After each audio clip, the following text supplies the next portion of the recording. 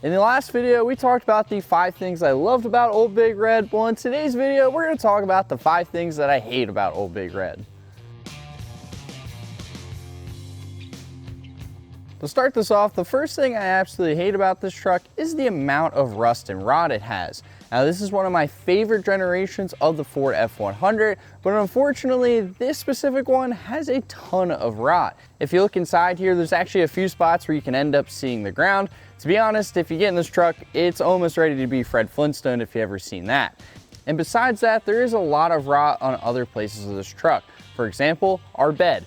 The entire bed is completely rotted, and most of the rot is actually up front at the top of the bed here, and that's because these trucks have a natural Ford rake from factory, so all the water pools up at the top of the bed, and then unfortunately over time it'll rot out.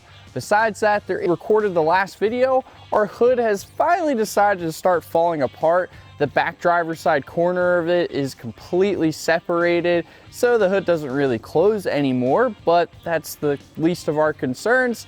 Like I said, this is one of my favorite generations of the Ford F100. It's just unfortunate that the one that we picked up has a ton of rot. Now, is Old Big Red savable?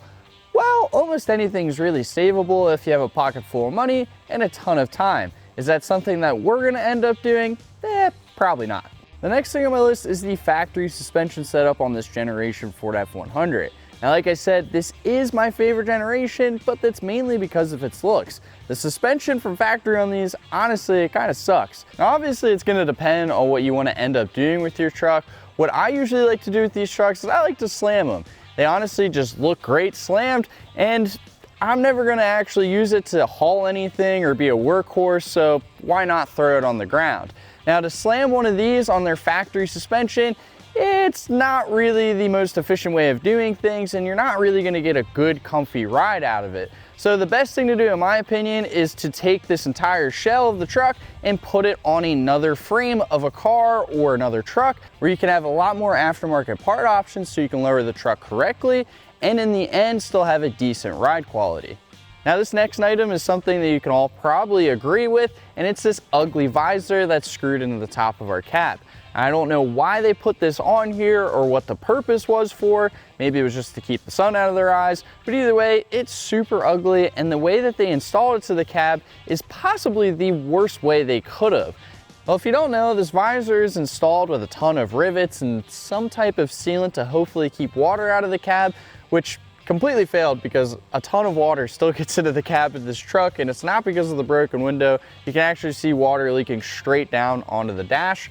And if we were ever to go to actually remove this visor, it's gonna be a pain, and I'm pretty sure underneath of it is gonna be an absolute nightmare as well. Now, one thing you guys probably also hate too is the bug shield on the front, but this is 5 things that I hate about Old Big Red, and I absolutely love the bug shield, believe it or not, so that is going to stay. Another thing that I hate about this truck is the transmission. Unfortunately, we have an automatic transmission, and don't get me wrong, I don't hate automatics in general or anything, but I just really wish this truck came with a manual. See, when you order one of these trucks from factory, you got 3 options. You could either choose a 3-speed manual, a 4-speed manual, or a 3-speed automatic.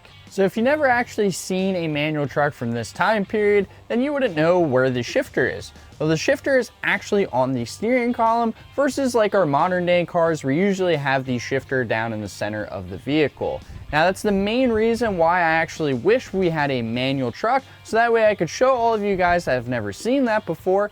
And yeah, automatic might be a little bit easier to drive from this time period, but being able to drive a manual truck from this time period would definitely be a lot cooler too. The last thing I hate about Old Big Red is the fact that it was left outside all these years. Honestly, it would have been great to actually find this truck in a barn, a garage, realistically just anything that was enclosed. If you haven't seen the video of us rescuing this truck, I highly suggest to go over and check it out because you can see exactly what I'm talking about. Now, this truck was probably parked outside next to a shed for 30 years or more, and because of that, that's why it has a lot of this rot, that's why it has a lot of the body damage it has, and that's why almost everything on the inside of the cab is ruined as well too. Now, it would have been really nice to see this thing in a barn or something like that, because it might have been able to be preserved and it might not be as in bad of condition. But who knows, if it was in some type of barn or enclosure, we might not have been able to find this truck, and we probably wouldn't have paid the price that we ended up paying for it.